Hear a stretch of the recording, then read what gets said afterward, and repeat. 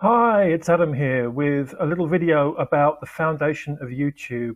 Rather than write an article about this, I thought I would do a video. What else? And this birth time came to me, maybe something to do with it being its birthday last month in April. April 23rd, 2005 was the date of the first upload to YouTube. It was a clip by one of the co-founders of the company about him being at the elephant enclosure at the local zoo. Fairly ordinary 30-second clip, which by now has about 30 odd million hits. But this got the ball rolling, and we can time the foundation of the company and the phenomenon of YouTube from this moment.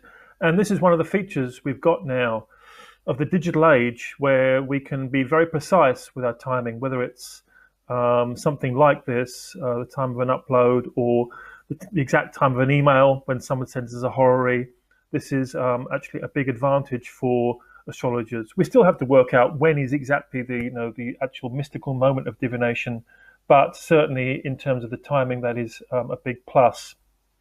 So the chart itself, Jupiter here is having a return. YouTube is having its Jupiter return, which means Jupiter comes back to its original place. It was in Virgo in 2005, and then 12 years later, it's come right the way around the chart, and it's giving double bubble good fortune. So YouTube's in a good place at the moment.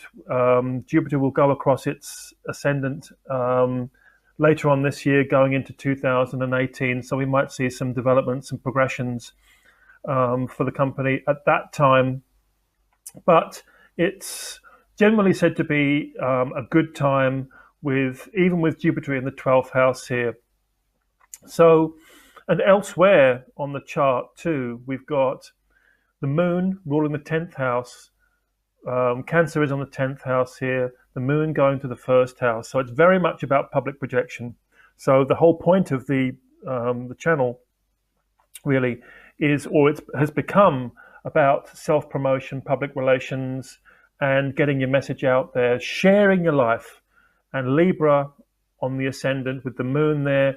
The moon rules the public in mundane astrology, so the astrology of world events.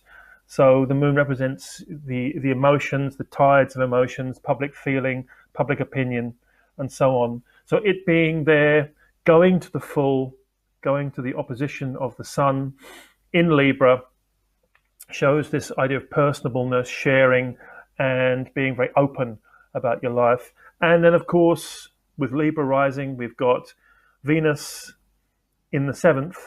So again, it emphasizes the idea of sharing. Even though Venus is in Aries with the sun exalted in Aries, Aries is the best sign for the sun. Powerful, strong, positive, confident feelings, very action-oriented. So all in all, this signature gives a clue as to how to get the best from the medium, what the medium is really looking for. So whether you yourself, your chart has good synastry with this particular chart, with YouTube's chart, or else you take it as general guidelines for how to get the most out of this medium, which we can't remember what life was like without it. So you've got to be open, sharing, but also positive, confident, and be assertive in a way. It's about knowing your stuff, which is emphasized by this Mercury-Jupiter perfect aspect we have here. Mercury going to the opposition of Jupiter. So in Vedic terms, they are actually in mutual aspect, also exchanging signs. Paravatana yoga, when Mercury is in Jupiter's sign, Jupiter is in Mercury's sign, which gives them a very, very strong connection. And this seems to me, again, to show the educational side of YouTube. I mean, you can look up everything from, your ukulele chords to how to make a nuclear warhead in your back garage, God forbid. But if these planets had been in their own signs, i.e., if Mercury had been in Virgo and Jupiter had been in Pisces, I think the signature certainly would be different. Well, clearly it would be different, but it would be, maybe you'd have to have a degree before you could, upload a video. It would be more strict and starchy in its standards. But here, it just implies that with Mercury actually technically fallen, it's more artistic, more intuitive way of putting things across, more visual, perhaps, way of putting things across. Saturn is strong in this chart. by virtue of Libra rising. It becomes Yoga Karaka, rules good houses here, the fourth and fifth. Over here in the ninth, it's in a strong place. And Mars also. And YouTube was born in the last 3 days of Mars's Mahadasha, of Mars's period. So we need an accurate time to make these kind of judgments, and that's precisely what we've got here. So knowing that the time to the second means that we know it wasn't actually born in Rahu, but went into Rahu after 3 days. So it's got this Rahu quality, certainly in its history so far. It's got this maverick, kind of rebellious quality, anarchic kind of thing going on there. But initially, it was a Mars sort of entity, a Mars experience sort of colored its experience right from the start there. So actually, the Mars there in Aquarius, it's technological, but it's also political. And we see how YouTube has been influential in bringing us, information and news from, war areas around the world. It's become a political instrument. It's sort of Mars in Aquarius is struggle, fists raised, brother, all this. So there's more to it than just, sharing your recipe tips.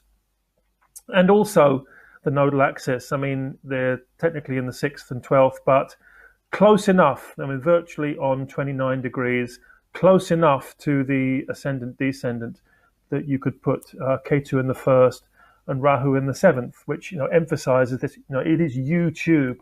So the idea of sharing and putting your life over there and becoming, the star of your own show. So there's a lot going on here. And this layout of the chart here, this is just my standard PL layout, but I've got the Navamsh here. Going into the divisional chart is way beyond the scope of this video, but it does show that with a time to the second, you can get right into the high harmonics if you wanted, and really pull this chart apart. But it does give you some kind of idea as to how to get the most from the medium. Little tips on, maybe why it's been so successful. And so using the astrology here, if you want to become a viral vlogger, then you could do worse than study the astrology of it.